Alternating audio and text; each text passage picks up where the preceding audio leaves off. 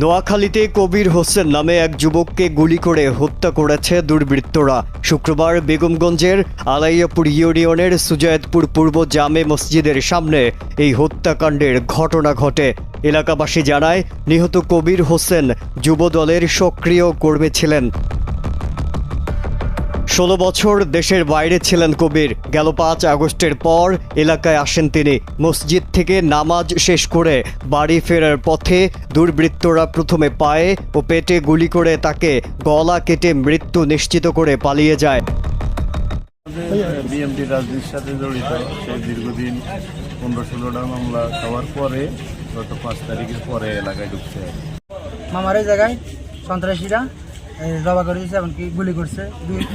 দুটা খোসা আছে, জায়গা পড়ছে। এটা করছে, করার পরে সবাই মাস্ক চালা ছিল, সিএনজি আছে, এদিকে সিএনজি করে চলে গেছে।